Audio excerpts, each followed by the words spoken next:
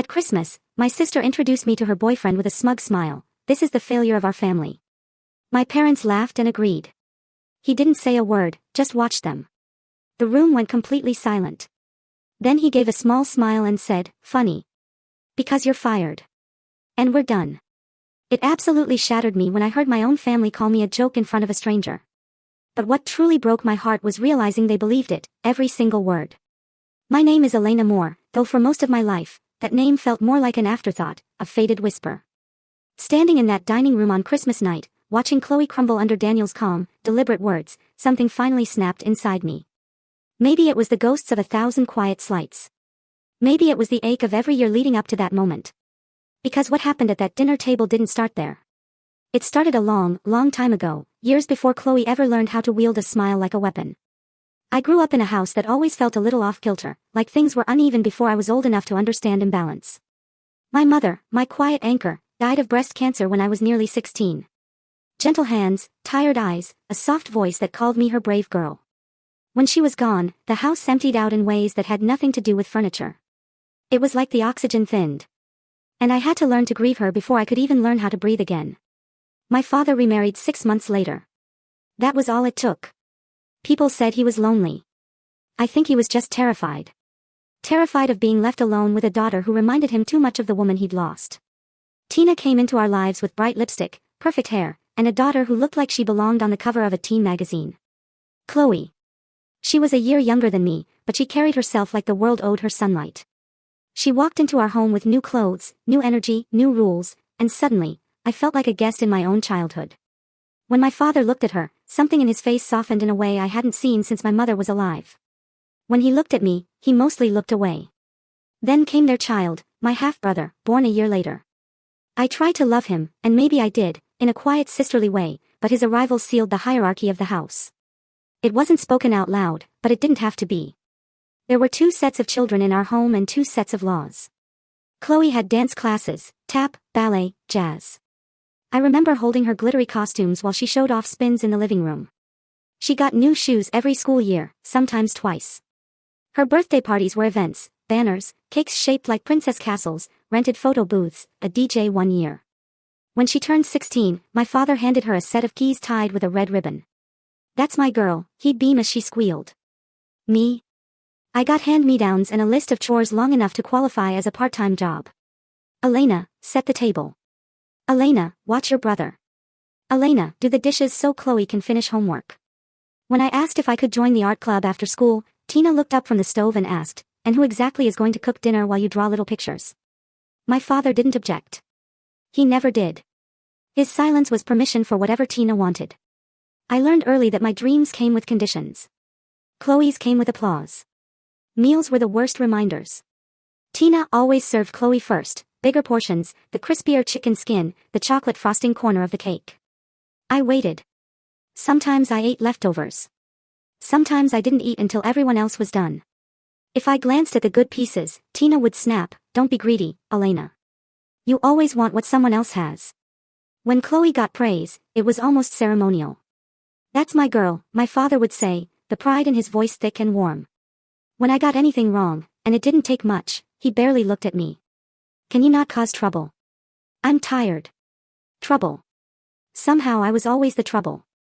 Even when I did everything right.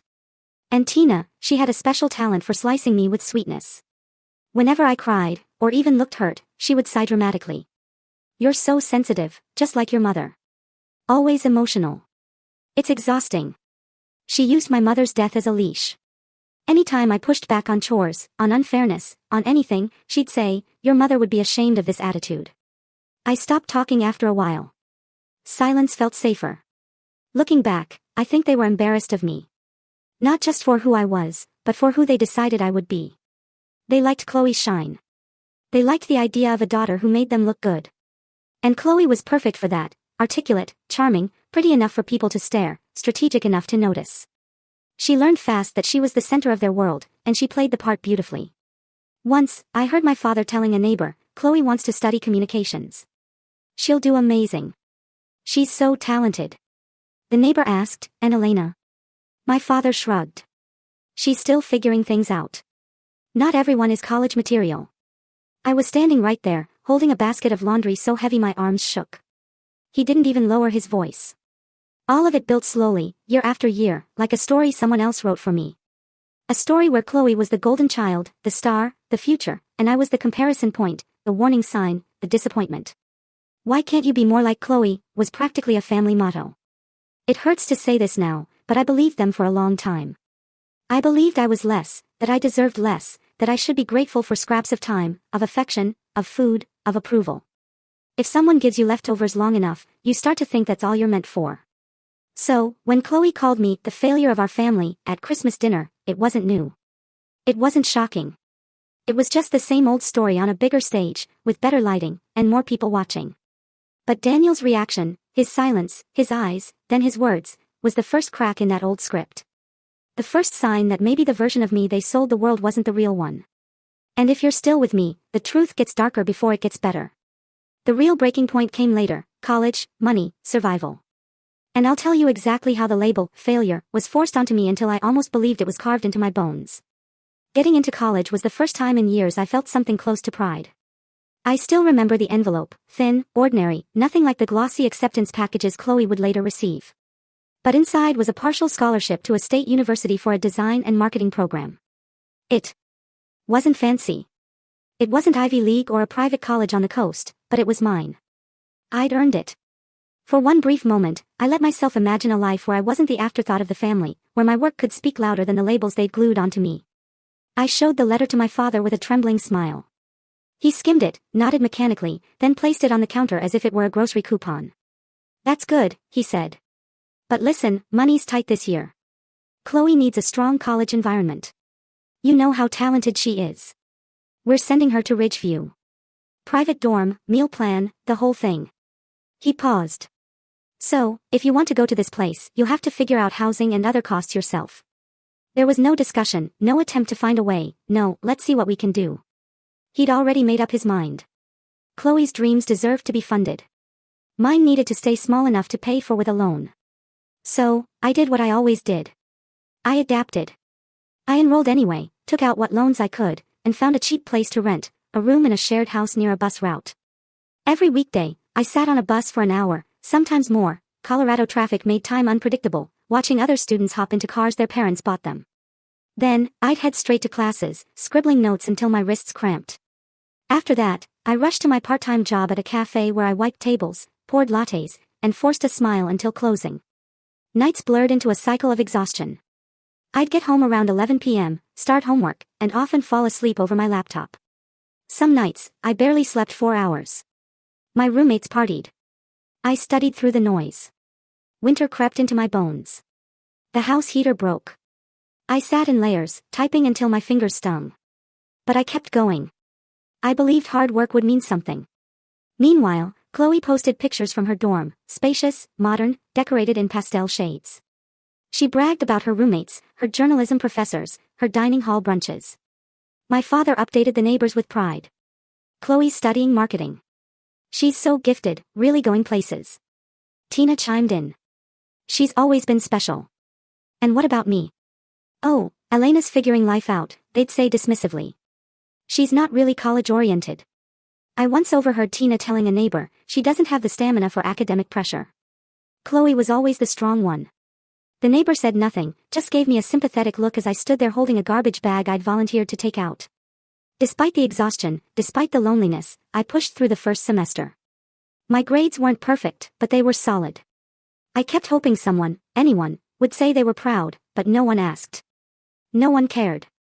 Chloe continued rising like a star, and in their eyes, I existed only in her shadow, fading a little more each day. By the second semester, the weight became unbearable. Rent increased. Tips dropped. My bus route changed, adding more commute time. My job demanded extra shifts because someone quit. My grades slipped. I was skipping meals to afford textbooks. I stayed up until 3 a.m., then woke at 5 to catch the early bus. And still, no one noticed I was drowning. Then came the breaking point. My landlord announced he was selling the house, meaning everyone needed to move out by the end of the month. I begged the university for temporary housing, but the dorm waitlist was months long. Without a place to live close enough to campus, I couldn't keep up with the commute. When I told my father I might have to withdraw temporarily, he simply sighed. Well, Elena, sometimes college isn't for everyone. Tina added, we always knew Chloe was the academic one. You're more hands-on. Maybe you should look for work instead. Something stable. She looked at me the way someone looks at a stray dog they're trying to convince themselves not to adopt. I dropped out 2 weeks later. No one offered help. No one asked what I needed.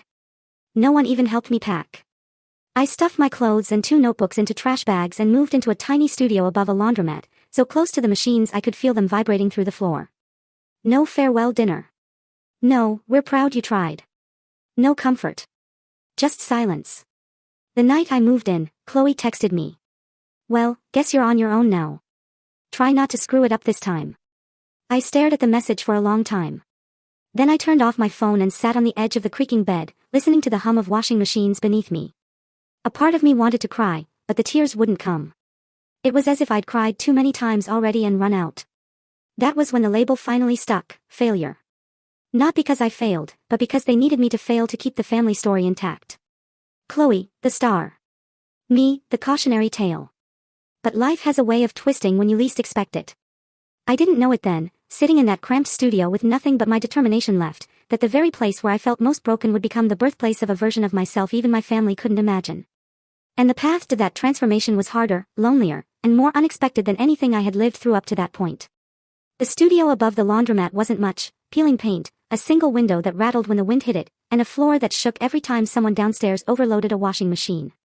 But it was the first place in my life that was truly mine. No Tina knocking on the door demanding chores. No Chloe tossing her hair and reminding me she was the star. No father looking past me as if I took up too much air. Just me. A wobbly desk I found on Craigslist, a second-hand laptop that overheated if I opened more than 3 tabs, and a determination that felt equal parts fragile and ferocious. My first clients weren't glamorous, not even close. A gas station owner who wanted a nicer sign. A small diner whose Instagram page had 3 blurry photos. A nail salon needing flyers.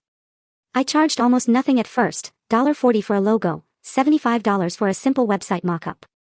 I underpriced myself because I didn't know any better, and because in some deep part of me, I still believed I wasn't worth more. But every project mattered. Every dollar mattered. I couldn't afford to fail. Days blurred into long cycles of work. I'd go down the street to serve tables at a Vietnamese restaurant for extra income, then rush home to design until 2 or 3 in the morning. My back ached from hunching over my laptop. My eyes burned. My stomach lived on instant ramen and discount soup cans. I slept in short bursts, always with the glow of my computer screen still drifting in my mind. But something strange happened during those late nights. I got good. Really good. I devoured free online courses, UX, UI design, digital marketing strategy, search engine optimization fundamentals, branding psychology, campaign planning. I borrowed marketing books from the public library, filled notebooks with sketches and concepts, experimented with color theory and typefaces. I treated learning like oxygen. It filled the empty spaces that my family's neglect had carved out. My turning point came from a tiny, family-owned taco shop 2 blocks from my studio. The owner hired me to make some online posts. Nothing fancy. I created a mini rebrand for them, new menu designs, playful social content, bright photos using my cracked phone camera, a simple paid ad campaign targeted to the neighborhood. Within 6 weeks, their revenue jumped. Their lunch rush doubled. People lined up outside on weekends. The owner hugged me the day he showed me the numbers. Maya, you did this, he said with tears in his eyes. And for the first time, someone looked at my work like it mattered. Word spread. Suddenly, I wasn't just taking small gigs. I was getting referrals, messages, inquiries. A boutique gym reached out. Then a regional cafe chain. Then a small tech startup needing brand identity. That's when I realized I needed something bigger than a desk in a shaking apartment. I rented a tiny desk at a co-working space downtown, the kind of place where people drank oat milk lattes and discussed venture capital like it was weather. I didn't belong at first. I wore thrift store sweaters. My old laptop overheated so loudly that the guy next to me once asked if it was going to explode. But I stayed. I worked. And within a year, I officially launched my own small agency, Northbridge Creative Studio. It started with just me. Then slowly, a photographer joined part-time, a copywriter, a junior designer. They believed in me. They believed in the work. And clients noticed. Regional brands called. A startup funded by an investor group wanted a full rebrand. A real estate company needed a campaign. I ended up hiring 2 contractors just to keep up. Somewhere along this upward climb, fate, or maybe coincidence, brought Daniel into my orbit. At the time, he was the director of marketing for a mid-sized tech company. Sharp suit, sharp mind, sharper intuition. He wasn't impressed by flashy presentations or loud talkers. He cared about craft, clarity, strategy. We ended up collaborating on a pilot project for his company. He was the first high-level professional who treated me as an equal. He'd sit across from me in the meeting room, taking notes as I sketched out user journeys on a whiteboard. "You think differently," he told me once. "You see structure where others see noise."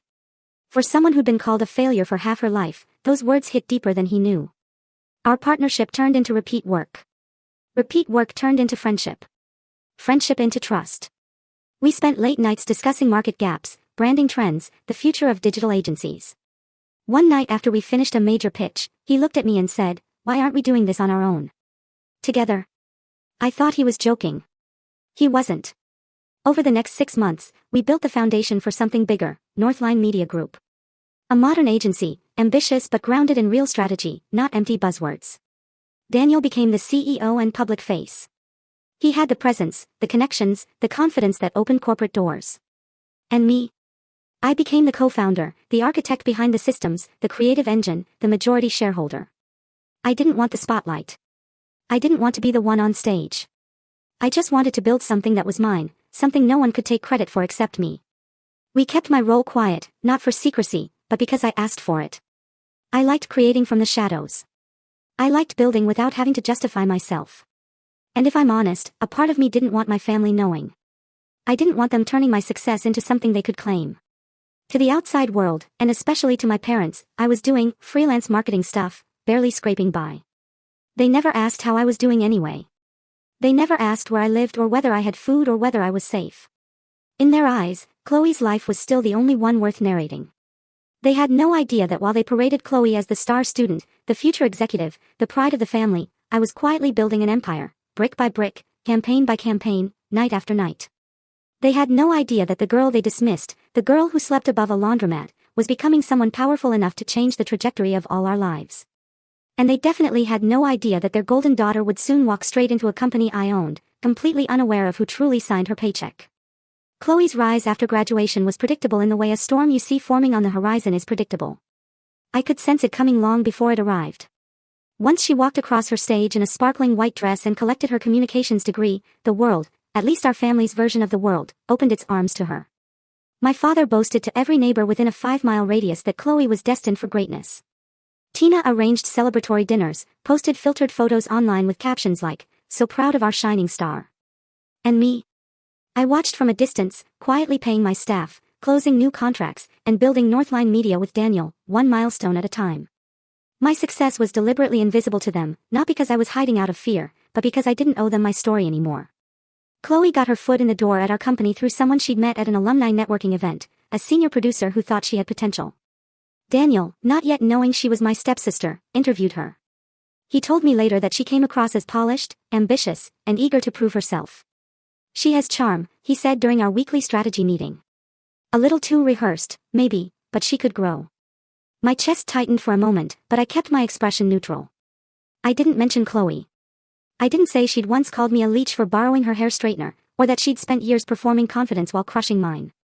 Instead, I simply asked, "Do you think she fits the team?" Daniel nodded. "I think she could be a good content producer with the right guidance." And just like that, Chloe walked straight into my company. Her first day at Northline was almost cinematic. She arrived in a beige trench coat, heels clicking confidently through the lobby, holding a branded notebook she bought specifically to look professional. She took selfies in the elevator mirrors. She posted on her stories, "Day 1 at Northline Media. Hard work pays off." I watched the notification from my secret burner Instagram. Yes, I kept one only to keep tabs on things that might affect the company, and let out a quiet, ironic laugh. She had no idea that the agency she bragged about being hired into existed because I had once designed logos until my fingers cramped in a cramped studio above washing machines. When I finally saw her in the office, she didn't even recognize me at first. I was in jeans and a sweater, hair tied back, walking through the co-working space with a laptop tucked under my arm. To her, I looked like any of the dozens of creatives who floated around the building. When her eyes did land on me for a split second, she blinked, frowned faintly, then immediately turned away to continue chatting with another new hire. That became our dynamic. She ignored me publicly, but privately, she weaponized me. I overheard snippets here and there. Yeah, my sister tried studying marketing but dropped out. I guess she just couldn't keep up. I'm the driven one in the family. She's sweet, but not really career material. Our entire day. She told coworkers that she was the ambitious daughter, the one who broke generational limits. I became her cautionary tale, her proof of success by contrast. The irony was so sharp it could split bone. Daniel remained blissfully unaware of our connection at first. He genuinely tried to mentor her. Chloe offered feedback on her scripts, invited her to sit in on client calls, encouraged her growth. He didn't know the version of her I knew. The one who could slice with a single comment. The one who needed an audience to validate her existence. The funniest part, if you have a taste for dark humor, was how my family reacted. They didn't know I had anything to do with Northline. They only knew Chloe worked under Daniel, who they believed was simply her handsome, well-positioned boss. Soon, rumor turned into fact at family gatherings. Chloe's boyfriend is her boss, my father bragged. She's going places, Tina added. And Elena, someone asked once. My father shrugged. Still doing some small-time freelance stuff. We wish she'd aim higher. They said this while sitting under a billboard for a cafe chain designed by my agency that they never realized was mine. The duality of my existence became almost poetic. At home, I was the failure. At work, I was the architect of everything they admired. And Chloe, unknowingly, was drawing a paycheck from my signature. Daniel and I eventually aligned on keeping my role confidential, not because of Chloe specifically, but because he understood my boundaries.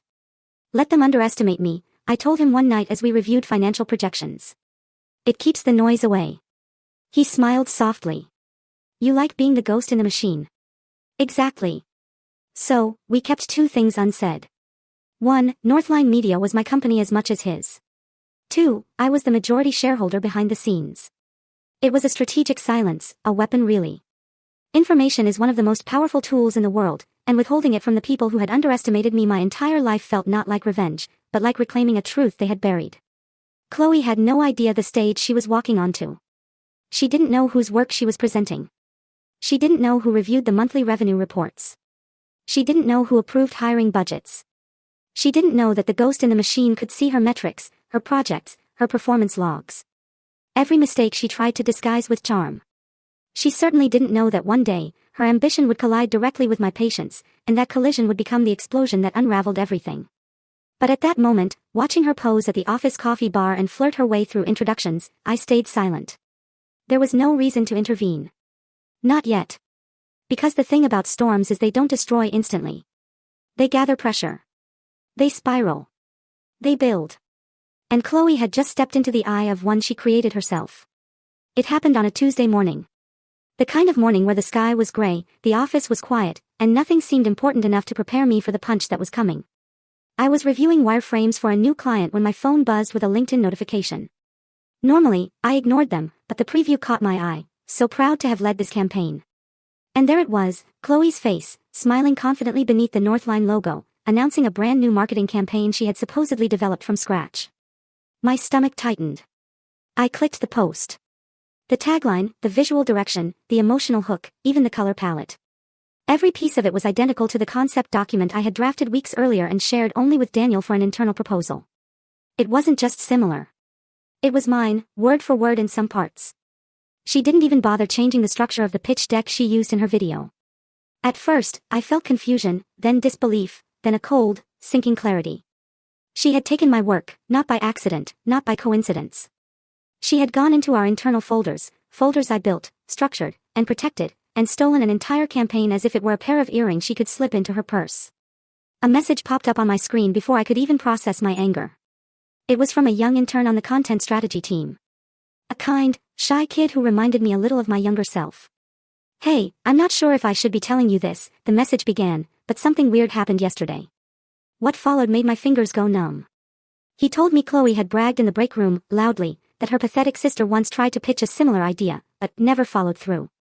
So, she decided to fix it and make it actually usable. She laughed about it, mocked my supposed failure, said I'd never amount to anything, and the room full of junior staff listened, taking her words as gospel because they didn't know I was the actual architect behind half the systems they use daily. Then came the part that made my vision blur. The intern had witnessed Chloe accessing the shared drive, downloading my original concept, scrubbing the metadata, renaming the file, and uploading her version. She even deleted traces of the original draft from one folder. Not enough to erase the trail completely, but enough to make it seem like she authored the idea. My throat tightened. It wasn't just theft. It was a calculated erasure. When Daniel saw her post later that morning, he walked into my office slowly, holding his tablet like it had turned into something toxic. "Elena," he said, his voice carefully neutral. "Can we talk?" I expected him to ask whether we should congratulate Chloe publicly or whether I had worked with her on the idea. Instead, he asked, "Did you authorize this?" I shook my head. Daniel exhaled long and heavy. "I didn't think so." Something about her presentation felt off. Then he lowered his voice. "You deserve credit for this." But it wasn't the first sign he'd noticed. Over the next several days, internal complaints began trickling to his desk. Chloe had been using her newfound visibility to throw her weight around, criticizing other designers, undermining analysts, pushing sloppy ideas, then blaming interns when they failed. And buried within those reports were conversations she had started about a washed-up designer in the industry who never made it past entry level because she lacked ambition. She used my life as a warning story to other women in meetings. She talked about me as though I were someone to pity, someone to avoid becoming, and she did it while benefiting from my work. Once, during a product meeting, she even told a room full of coworkers, "Honestly, if you don't want to end up like my sister, job hopping, no real career, take initiative.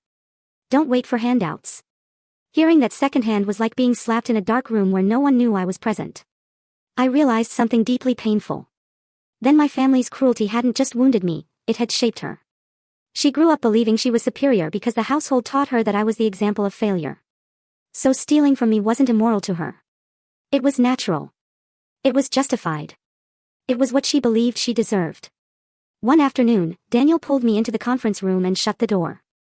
"I think we need to talk about Chloe," he said. The air felt dense. I nodded silently. He lowered the blinds, pulled up the access logs for the drive, and showed me timestamps. She downloaded her file on Monday at 3:17 p.m., renamed it 15 minutes later, deleted 2 associated documents from the folder. And there's more. Look, he opened another report. Unauthorized consulting fees paid to a personal account under Chloe's name. Money she had slipped from the marketing operations budget. She wasn't just borrowing ideas. She was stealing company funds. I sat down because my legs suddenly felt weak. It was almost poetic, in a twisted way. My past and present colliding. My sister, the golden child, had stolen my future once when she took the college fund that should have been mine. And now she was doing it again, reaching into a space I had built with my own blood and time, carving pieces out of it to polish her own reflection. I felt a sharp sting behind my eyes, but not sadness. Recognition. This was who Chloe had always been. This was who my family had taught her to be. Daniel placed a hand on the table, his voice studied. "Elena, I'm sorry." I swallowed. For what? For not seeing it sooner. I didn't cry, though I could have. Instead, I felt a familiar hollowness. The same one I felt the day I left for college on the bus. The night I moved above the laundromat. The moment my father said Chloe deserved everything more. Except now my hollowness wasn't helpless. It was fuel. Because it wasn't just about stolen work or stolen money or stolen credit. It was about the realization that no matter how far I had climbed, from a cramped studio to co-owning a rising agency, my sister had found a way to reach into my world and treat it with the same disdain she treated me with growing up. And that was when the bottom truly dropped out. Not because I felt powerless, but because I finally understood that she had stepped into a battlefield she didn't even know existed. And I was done playing quietly. Daniel and I didn't rush. That was the first sign to me, at least, that this wasn't going to be an emotional reaction or a blow-up argument in some hallway. It was going to be a dismantling. Piece by piece, brick by brick.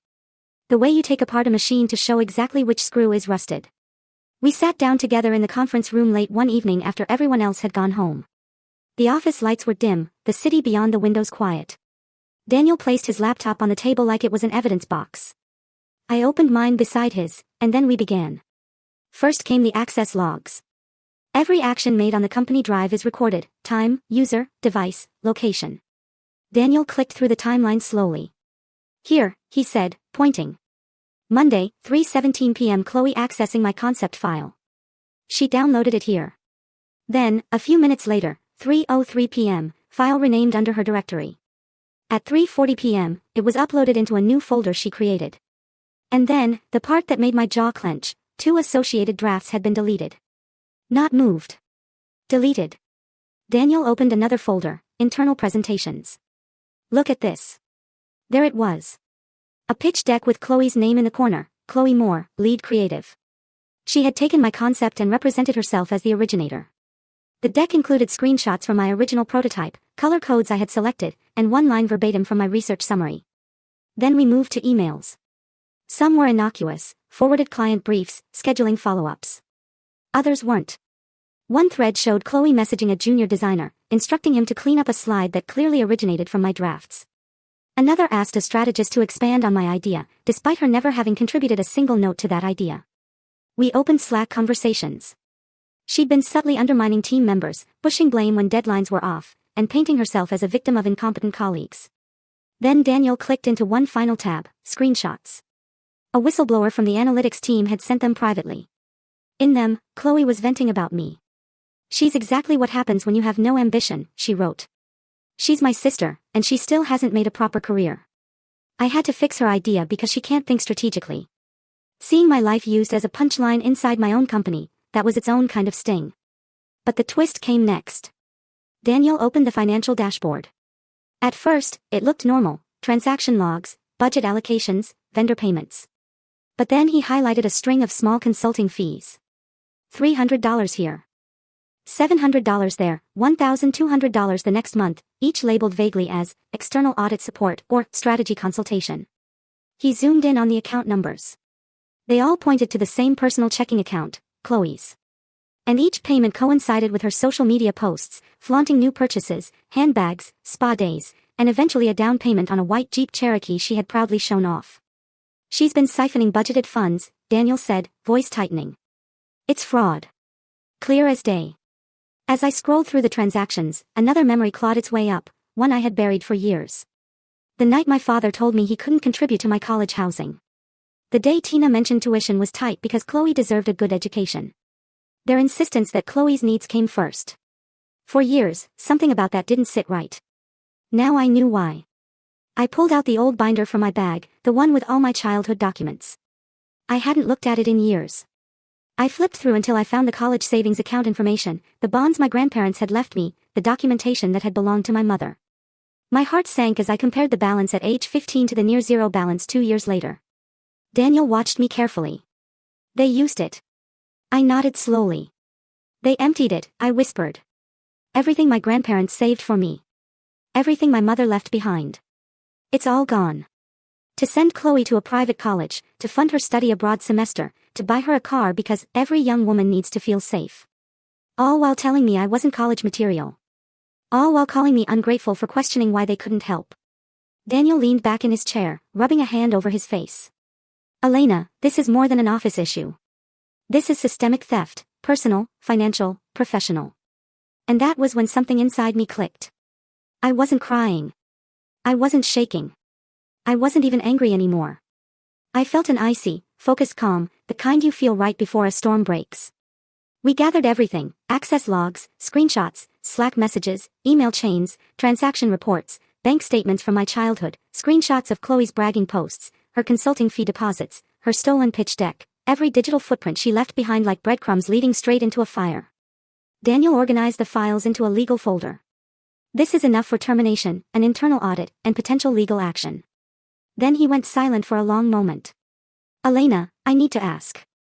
He met my eyes. "Do you want to handle this quietly? We can terminate her with a bland statement. Or," he paused. "Do you want it all revealed? No filters, no softening, real consequences." There it was. The question that divided the old version of me from the woman I had become. I thought of my father handing Chloe car keys while telling me not to cause trouble. I thought of Tina rolling her eyes every time I touched a sketchbook. I thought of Chloe's laugh in the break room as she mocked the sister she believed had failed. I thought of the years they spent building a narrative where I was the burden, the disappointment, the dead end. So I looked Daniel in the eye and said, with a calm I didn't know I possessed, "I want them to see who their failure became. And I don't need to shout. I want the truth to speak for me." Daniel nodded once. Then he closed the laptop with a quiet click. The kind of click that marks the end of one story and the beginning of a reckoning. The night of the Christmas dinner felt unreal from the second I stepped through the doorway. My parents' house in Aurora was glowing like a showroom, garlands on every railing, an oversized tree dripping with ornaments, a dining table set for 20 with polished silverware we only used when my parents wanted to impress. The whole house smelled of rosemary, turkey, and cinnamon sugar pies. Laughter drifted room to room. It was the kind of scene that should have felt warm. But it didn't. It felt staged, like a performance. And I had been assigned the same role I always played, the helper, the background noise, the daughter who blended into shadows. Tina handed me an apron before I even removed my coat. Elena, help me plate the hors d'oeuvres. Chloe's guests will be here soon. Try not to drop anything this time. Guests. I repeated. She rolled her eyes. Her boyfriend, and some coworkers. Important people, of course. Important people deserve to see the family at its most curated, and me at my smallest. I slipped into my usual position, standing at the edge of the kitchen, arranging trays, passing dishes, being invisible. My father walked by twice without acknowledging me. My brother asked where to find extra napkins, not how I'd been. To them, I wasn't a guest. I wasn't even family. I was labor. Then Chloe arrived. Gold dress, perfect curls, lips glossy red. She glowed with the confidence of someone who'd never been told no in her life. And behind her, holding a bottle of wine and wearing a crisp navy coat, was Daniel. My breath caught for a split second. Not because of him, but because of the way Chloe clung to his arm like a trophy she'd won. Everyone, she announced dramatically, stepping into the living room as if stepping onto a stage. This is Daniel, CEO of Northline Media, my boyfriend. My father cheered. My aunt clapped. A cousin whistled. Tina pressed a hand to her chest like she was watching a royal wedding. I stayed where I was, half hidden by a stack of plates, trying not to exist too loudly. Chloe launched into her performance. Daniel is brilliant. You should see the influence he has at work. I've been learning so much under him. I'm basically his right hand now. I watched Daniel's face. Calm, polite. He was scanning the room with that quiet sharpness he always had when pieces didn't fit. Then it happened. Of course it did. Chloe always needed her finale. She grabbed Daniel's hand and pulled him toward me. I straightened instinctively, wiping my palms on my jeans. This, Chloe said loudly, pointing at me as if introducing a prop, is my sister. The failure of our family. The room erupted. Laughter, sharp, careless, cruel. My father nodded in agreement. She never could keep up with Chloe, he said proudly, as if he were complimenting his own parenting. Tina added, we love her, but she's lost. Someone snickered. At least Chloe's the successful one.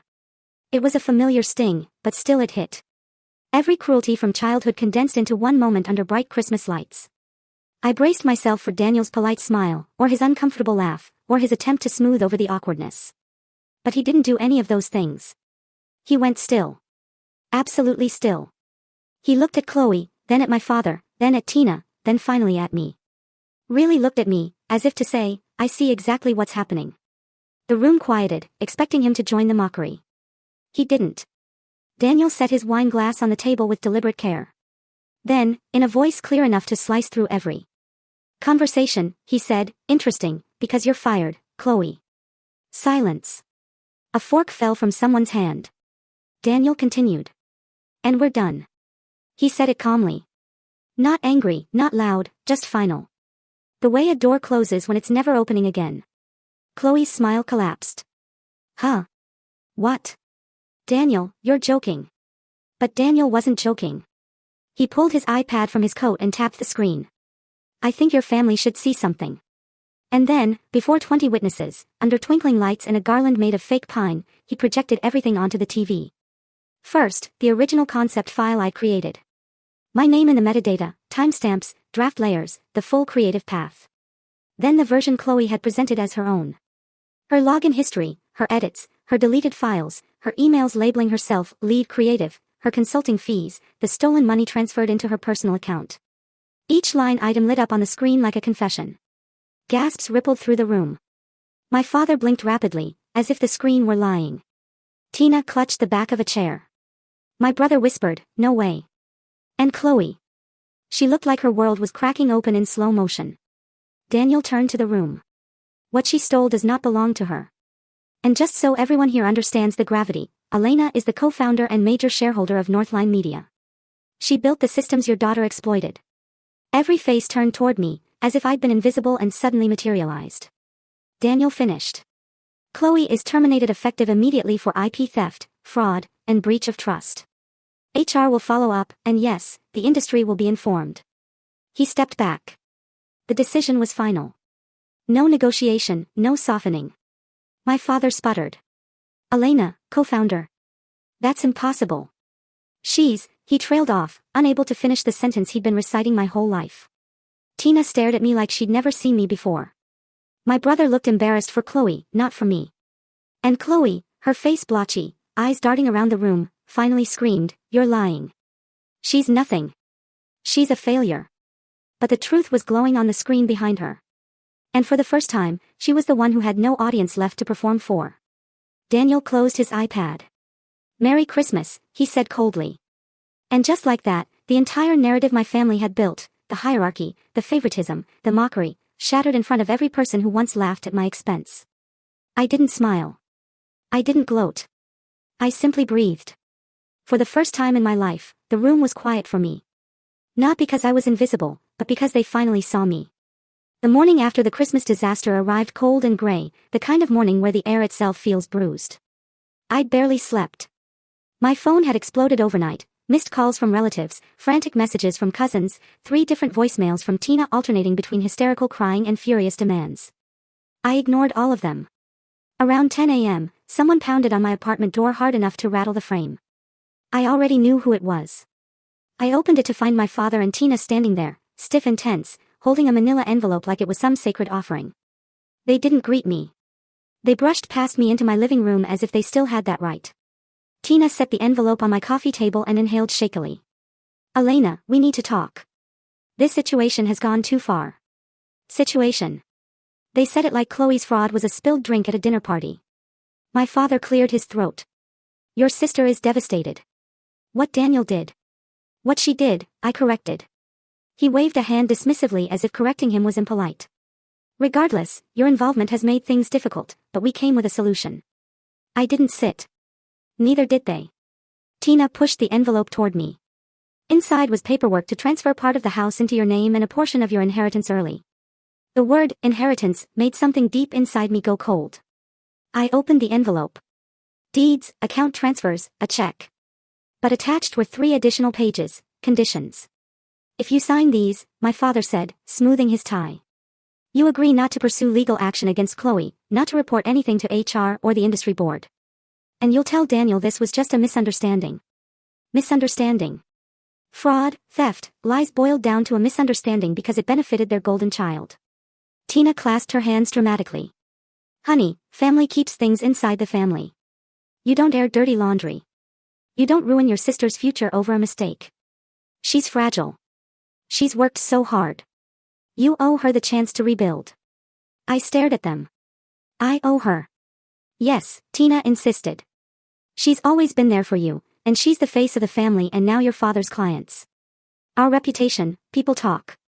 You have to protect family." There was no apology, no accountability, no acknowledgement of what Chloe had done, just expectations that I should swallow it again for the sake of the image they worshipped. I picked up the paperwork, scanning the financial details with a sinking feeling. Something wasn't right. The inheritance funds weren't listed as coming from my parents' estate. They were drawn from an account with my name in the metadata, then from another account with the name of my grandparents, the same trust they'd left for me when I was a child. A trust one thought had disappeared. A trust one had unknowingly lived without while Chloe thrived. I flipped through more pages. The dates matched the years I begged them for help with college. The years they told me they couldn't spare a dime. The years Chloe got private school, dorms, semester abroad, a car. All from money meant for me, not them. Me. My hands tightened on the papers. "This isn't yours to give." My father stiffened. "What are you implying?" Before I could answer, a knock on my door interrupted us. My aunt, my mother's sister, stepped inside without waiting for permission. She looked tired, angry, and sad all at once. In her hand were printouts, old bank statements, copies of the trust documents. "I thought you should see this," she said quietly, handing them to me. "Your mother left clear instructions that these accounts were for you. Only you." I didn't know what happened to them until last night. Tina went pale. My father swore under his breath. My aunt continued. I requested copies from the bank this morning. The withdrawals happened after your mother passed, and they were signed under your father's guardianship. Guardianship? The legal right to manage my accounts. They had used it to drain everything meant for me to build Chloe's future. For years, I thought I was simply unlucky. For years, I thought maybe I wasn't worth investing in. For years, I believed them when they said they couldn't help me through school. But the truth was so much worse. Tina regained her voice first. Elena, honey, you're blowing this out of proportion.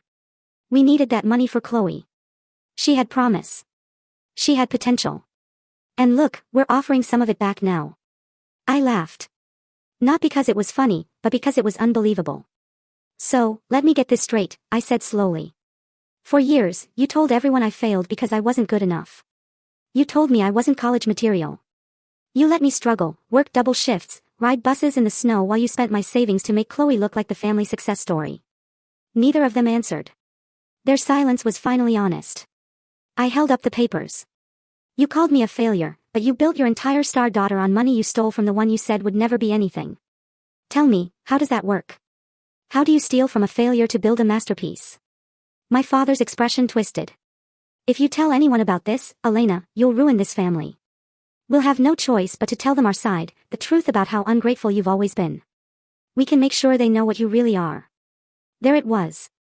The threat, the manipulation, the final card they always played. I took the documents, tore them in half, then tore them again, small, deliberate pieces falling like confetti onto the floor. No deal, I said softly. Not now. Not ever. Tina gasped. Do you realize what you're throwing away? I nodded. Yes, your control. My father pointed a shaking finger at me. You'll regret this. I stepped back from them, the old fear gone, replaced by something steadier than anger, clarity. No, I said, for the first time in my life. I won't. And then I opened the door, letting the cold winter air cut through the room like truth itself. Leave. They did. Faces tight, voices cracking, the illusion finally crumbling around them. And as the door clicked shut behind them, I knew something with absolute certainty. They weren't here to fix anything. They were here to preserve Chloe's world. The world they built by stealing mine. The smear campaign started faster than I expected, faster than any apology, any acknowledgement, any attempt for my family to face what they'd done. Less than 24 hours after I tore up the papers in my living room, Chloe went silent across all her public accounts. Then, like a switch had been flipped, a wave of anonymous posts began spreading online. At first, it was subtle. A vague comment in a local marketing Facebook group about a toxic female co-founder sabotaging her own sister. Then a Reddit thread claiming someone in Denver's creative community was mentally unstable, jealous, and known for stealing ideas. They never used my name. But the breadcrumbs were intentional, just specific enough that people in our industry would guess. Then an anonymous LinkedIn account tagged 2 of our clients with a long paragraph accusing me of plagiarizing Chloe's work, framing her, and emotionally manipulating the CEO for personal gain. I didn't need detective skills to know who wrote it. The voice, the tone, the choice of words. It was Chloe wearing a paper-thin mask. Within hours, she escalated. Posts appeared on a marketing gossip forum. Tweets from burner accounts calling me a failure who finally snapped. Comments under Northline's ads asking if the company was still letting IP thieves run things. But the part that surprised me wasn't Chloe. It was my parents. They began sending messages to the extended family, texts, voice memos, even a family-wide group email titled The Truth About Elena. In it, my father claimed I had always been envious, that I destroyed Chloe's career out of spite, and that I was unstable and needed help. Tina added her signature dramatic flair. We tried for years to support Elena, but she has always rejected love. Please pray for her. They were rewriting history, turning my boundaries into betrayal, my silence into villainy. I'd like to say it didn't affect me, that I was unshakable by then. But the truth is, watching your own family weaponize their narrative against you is a special kind of heartbreak. A few clients reached out, politely but cautiously. One email read, "Hi Elena, we came across some concerning posts circulating online. Can we schedule a call to understand what's going on?" In the past, I would have apologized. I would have tried to justify, soften, explain, beg them to believe me. I would have taken their doubt as my failure. But not anymore. Not after everything I'd uncovered, not after seeing the truth laid out in logs, statements, documents. So, I didn't respond emotionally. I responded professionally. Daniel and I met with our attorney that same afternoon. We slid over the evidence folder we'd compiled, timestamps, the stolen files, the financial transfers, the screenshots, the family trust documents, everything. Our attorney's eyebrows shot up more than once. This, she said, tapping the stack, isn't just workplace misconduct. This is criminal, and the online harassment makes it worse. I'll draft the cease and desist letters immediately, and the non-disparagement orders. Chloe and anyone acting on her behalf will receive them by morning. Her tone was firm, clean, sharp. It felt like air after months underwater. We preserved every email, every anonymous message, every thread and comment Chloe had posted. Even the voicemails from my parents where they alternated between begging and threatening. When the legal notices went out, the online chatter died almost instantly. The burner accounts vanished. The posts were deleted. The rumors fizzled. Not all the damage could be undone. We lost 2 contracts, small ones, but still. Yet the majority of our clients stayed, because when they asked for proof, I sent the same evidence we'd given to legal. Clean, organized, without dramatics. Almost every client responded with the same line, "Thank you for your transparency. We trust you." It stunned me. The idea that people could actually choose to believe me, not because they had to, but because they respected me. It was a kind of validation I had never experienced from the people who raised me. But the biggest shift, the one that marked a turning point in my life, happened quietly. Late one evening, after sending out our final batch of emails, I opened my phone and scrolled through my contacts. I hovered over Chloe's name, then my father's, then Tina's, then the entire extended family. My thumb didn't tremble, my pulse didn't spike. I just chose. I blocked them. Every one of them. On every platform, phone, email, social media, messaging apps, everything. The silence that followed wasn't empty. It was peaceful, like shutting a door in a house that had been leaking cold air for years. For the first time in my life, I chose myself over the illusion of family harmony. I chose the truth over their version of it. I chose boundaries over blood. And as the digital world finally quieted, I realized something profound. Cutting ties didn't feel like losing anything. It felt like reclaiming space in my own life. The smear campaign had been their final attempt to pull me back down. One last desperate grab at controlling the narrative. But I didn't sink. I didn't fight in the mud. I rose, slowly, deliberately, by stepping out of the war they created. Because sometimes healing doesn't come from winning the argument. It comes from walking away from the people who require you to lose yourself to keep the peace. 1 year later, my life looked nothing like the version my family once predicted for me. The change didn't happen overnight. It unfolded in small, steady steps, quiet decisions, deliberate boundaries, and the slow rebuilding of a self that had once been shaped entirely by other people's voices. But a year is enough time for a life to shift its center of gravity. Enough time for a person to choose a new world entirely. I moved to Seattle, a city that felt like fresh air and second chances. Rainy mornings, soft gray light, coffee shops on every block. It suited me. Northline opened a new office downtown, an airy studio overlooking Elliott Bay, with a growing team who didn't just respect my leadership, they thrived under it. We expanded into sustainability campaigns, mental health nonprofits, and socially conscious tech projects. The work felt meaningful. The clients aligned with my values. The company grew not from noise or spectacle, but from consistency and integrity. Daniel remained the public-facing CEO. But within the company, everyone now knew the truth, who built the core systems, who shaped the vision, who quietly guided every major campaign, and they treated me accordingly. Not with exaggerated praise or forced admiration, but genuine respect. The kind I never had growing up. As for my family, the consequences of their choices unfolded slowly, inevitably. Chloe was blacklisted.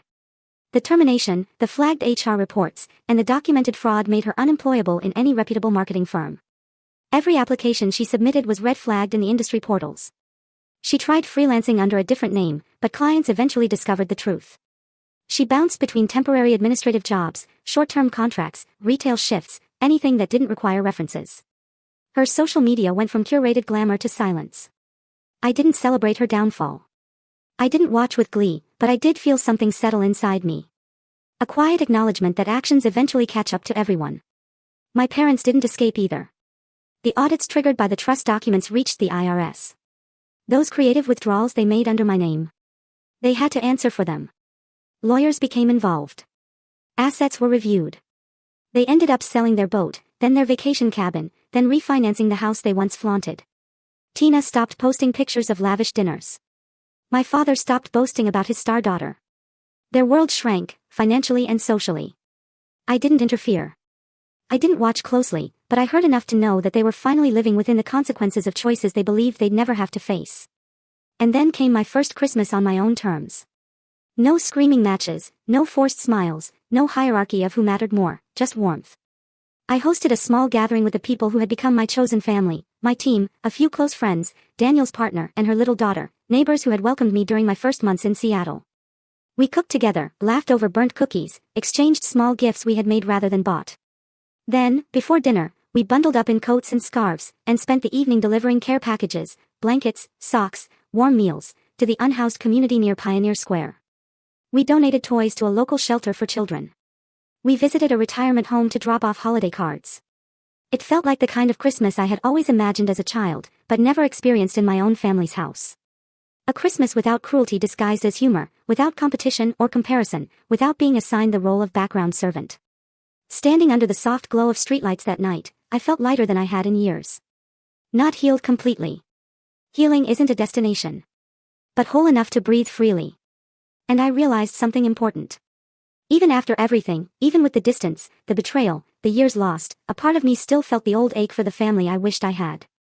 But I didn't regret walking away. Not for a moment. Because cutting ties wasn't revenge. It wasn't punishment.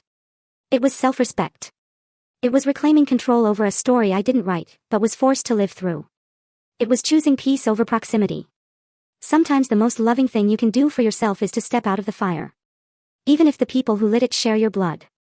So if you're listening to this, wherever you are in the world, let me tell you what took me nearly 3 decades to learn: blood is not a license for abuse. You are allowed to protect your work, your mind, your peace. You are allowed to walk away from people who only love the version of you that serves their story. And if your family has ever used you as the scapegoat, the shadow, the footnote to make someone else shine, you do not have to stay in that role. You can step out. You can choose again. We don't get to pick the family we are born into, but we absolutely get to choose the family we build. And I'd love to know something, if you're comfortable sharing. Where are you listening to this story from? Because somehow I have a feeling that out there, in places I've never been, someone else is quietly learning to choose themselves, too.